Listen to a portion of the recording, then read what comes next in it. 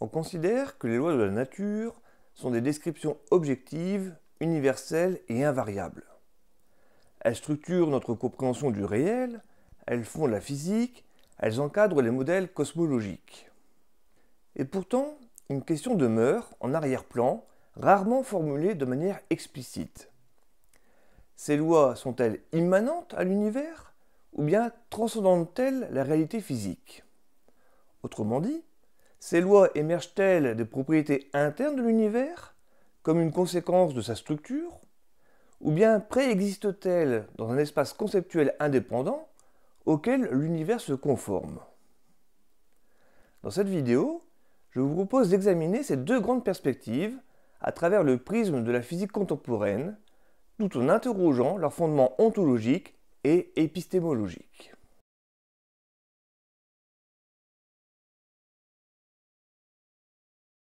Alors, avant de démarrer, il convient de clarifier ce que nous entendons par loi de l'univers. Car contrairement à ce que pourrait suggérer l'intuition, ce terme recouvre une réalité plus complexe qu'il n'y paraît. En physique, une loi désigne une régularité observée dans la nature, exprimée sous forme mathématique. Par exemple, la loi de la gravitation universelle de Newton ou les équations de Maxwell sur l'électromagnétisme. Ce sont des relations quantitatives, stables, vérifiables expérimentalement et supposées valables en tout temps et en tout lieu de l'univers. Pourtant, une question fondamentale se pose. Ces lois sont-elles des descriptions fidèles de la réalité ou bien des constructions intellectuelles qui traduisent notre façon de modéliser le monde? Prenons un exemple. La seconde loi de Newton nous indique que la force résultante d'un objet est égale au produit de sa masse par son accélération. Cette loi fonctionne remarquablement bien dans une large gamme de situations. Mais elle n'est pas vraie au sens absolu. Elle est approximative et limitée à un cadre borné. Et elle est dépassée par la relativité générale et la mécanique quantique. Cela suggère que ce que nous appelons loi est peut-être moins une propriété intrinsèque du monde qu'un outil conceptuel forgé pour rendre compte des régularités perçues. Auquel cas, on peut distinguer deux choses. Les régularités objectives du réel, si tant est qu'elles existent, et les lois scientifiques, qui sont nos descriptions rationnelles de ces régularités. Mais si les lois changent avec les paradigmes scientifiques, de Newton à Einstein, puis à la mécanique quantique, sont-elles réellement dans la nature ou bien dans notre tête? Cette tension entre réalisme et instrumentalisme constitue l'un des fondements du débat que nous allons explorer. Et c'est là que les notions d'immanence et de transcendance prennent tout leur sens.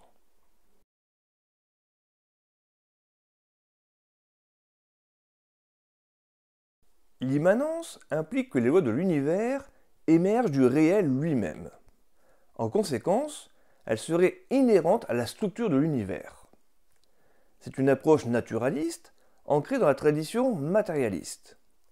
Elle suppose que les lois ne sont pas imposées de l'extérieur, mais qu'elles résultent de la matière dont l'univers est constitué, de ses symétries, de ses composantes physiques, de sa topologie et de sa dynamique. Prenons l'exemple fondamental de la symétrie. Le théorème de Noether nous montre que toute loi de conservation physique, énergie, quantité de mouvement, moment angulaire, est liée à une symétrie de l'espace-temps. Autrement dit, les lois découlent des propriétés géométriques du cosmos. Elles sont inscrites dans sa charpente comme une conséquence logique de sa structure. Dans cette optique, certaines lois pourraient même être contingentes. Si l'univers avait d'autres propriétés, d'autres dimensions, d'autres constantes, il pourrait obéir à d'autres lois. Cela ouvre la voie à des hypothèses comme le multivers, dans laquelle notre univers n'est qu'un parmi une infinité de bulles cosmiques, chacune régie par un set de lois particuliers. Cette vision est aussi compatible avec l'idée d'émergence. Certaines lois, comme celle de la thermodynamique ou de la mécanique des fluides, ne sont pas fondamentales au sens strict, mais émergent de comportements collectifs à grande échelle. Il est donc possible que ce que nous appelons aujourd'hui loi fondamentale soit à terme requalifié comme loi émergente d'un niveau de description encore plus profond. Cette approche immanente présente une cohérence forte avec l'épistémologie des sciences contemporaines. Elle valorise l'idée que la science progresse par construction de modèles de plus en plus performants, mais toujours enracinés dans l'observation du monde. Mais cette perspective pose aussi des questions délicates. Comment expliquer l'universalité de ces lois? Pourquoi les mathématiques décrivent-elles si bien ces régularités? Et surtout, jusqu'à quel point ces lois sont-elles réellement nécessaires ou simplement constatées? Ces questions, justement, invitent à considérer l'autre grand paradigme explicatif, celui de la transcendance.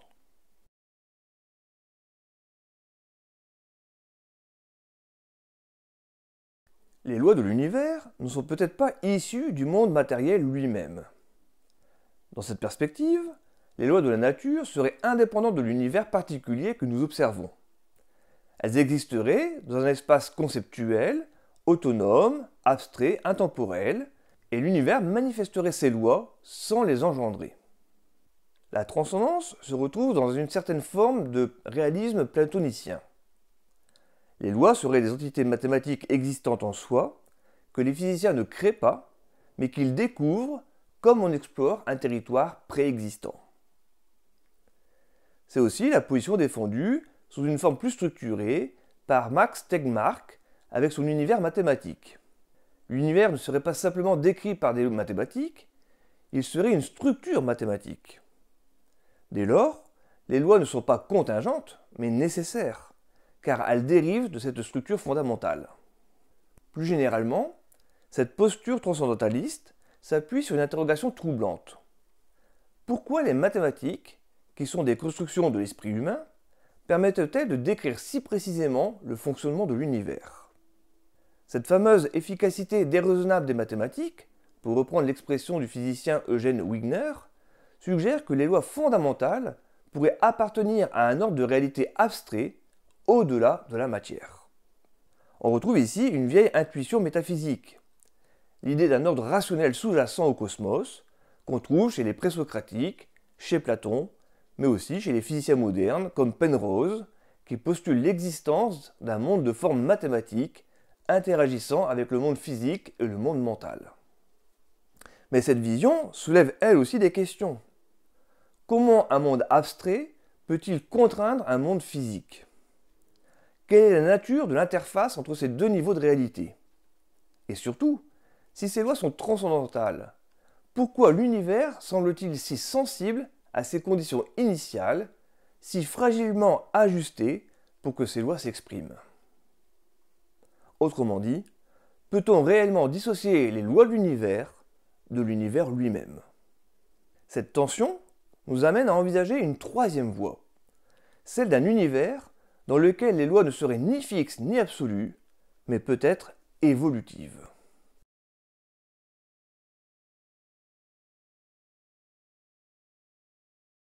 L'idée que les lois de l'univers puissent évoluer avec le temps fut longtemps marginalisée. Pourtant, aujourd'hui, elle trouve un écho croissant dans certains pans de la physique théorique et de la cosmologie.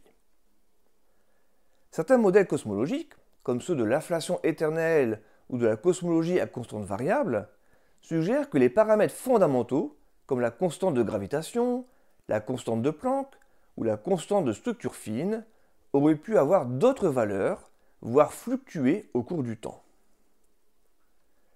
Plus encore, dans des approches comme celle de Lee Smolin et sa cosmologie évolutive, il est proposé que les lois elles-mêmes évoluent, à la manière d'un processus darwinien à l'échelle cosmique.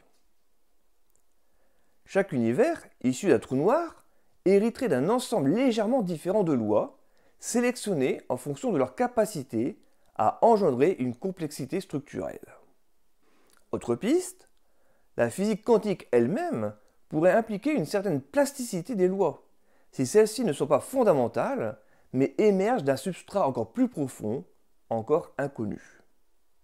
Ces approches, bien que spéculatives, ont un mérite épistémologique majeur. Elles nous forcent à abandonner l'idée d'un code immuable pour envisager un univers en devenir, où les lois seraient peut-être des régularités locales, temporaires et adaptatives. Mais cela pose une question encore plus vertigineuse. comment faire de la science dans un monde où les règles du jeu changeraient sans cesse? Et cela relance sous un jour nouveau l'interrogation initiale. Les lois de la nature sont-elles vraiment données une fois pour toutes? Ou sont-elles simplement les formes temporaires de ce que nous avons su reconnaître comme régulier?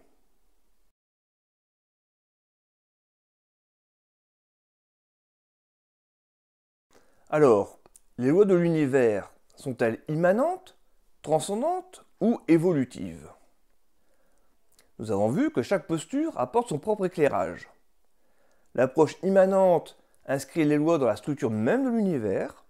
Elles seraient des propriétés émergentes du réel, contingentes, dépendant des symétries et des conditions initiales de notre cosmos. La vision transcendante postule l'existence de lois abstraites, indépendantes du monde matériel, que l'univers viendrait incarner dans un cadre platonicien où les mathématiques ont une réalité propre. Enfin, l'hypothèse évolutive introduit l'instabilité conceptuelle. Les lois ne seraient ni données ni fixes, mais sujettes à des transformations selon une dynamique encore mal comprise. Ces trois perspectives ne sont pas nécessairement exclusives. Il est possible, et même probable, que notre cadre de pensée actuel soit encore trop limité pour en rendre pleinement compte. Car derrière ces interrogations, c'est toute la nature de la réalité qui est en jeu, ainsi que notre capacité à la modéliser. Au fond, notre question initiale pourrait se reformuler ainsi. Les lois de l'univers sont-elles des entités ontologiques ou des artefacts épistémologiques? Et cette réflexion nous renvoie à une humilité fondamentale, celle de la limite de notre savoir, mais aussi à une conviction, le fait même que nous puissions poser ces questions avec rigueur et en soi révélateur de notre aptitude à penser le réel. Les lois de l'univers sont-elles le reflet nécessaire d'une structure intrinsèque du réel, ou bien les échos d'un ordre mathématique indépendamment de toute matérialité? Peuvent-elles évoluer, se transformer, ou ne sont-elles que les manifestations locales d'un système plus vaste que nous commençons à peine à entrevoir? Et si ces lois ne faisaient que traduire, à un moment donné de notre histoire intellectuelle, notre manière particulière de penser, de modéliser, de chercher du sens dans le chaos apparent? Dans quelle mesure ce que nous appelons loi est-il une propriété du monde, ou une construction de l'esprit humain face à ce monde? La question de la nature des lois de l'univers dépasse le simple cadre de la physique pour toucher au fondement même de notre rapport au réel. Immanente, elle serait enracinée dans la trame de l'univers, conséquence de sa structure interne. Transcendante, elle relèverait d'un ordre abstrait, indépendant, que le monde manifesterait sans être la source. Évolutive, elle se modifierait au fil du temps dans une dynamique cosmique encore largement spéculative. Mais peut-être que cette pluralité de visions reflète-t-elle avant tout les limites de nos modèles et les angles morts de notre compréhension. Ce que nous appelons loi pourrait n'être qu'un reflet transitoire de notre capacité à reconnaître des régularités, un outil conceptuel façonné à la croisée de l'observation, des mathématiques et de la pensée. Ainsi, la véritable énigme ne tient pas seulement aux lois elles-mêmes, mais à ce qu'elles disent ou ne disent pas sur la nature profonde du réel. Et si, finalement, en interrogeant les lois de l'univers, cela revenait tout simplement à interroger notre propre faculté de connaissance.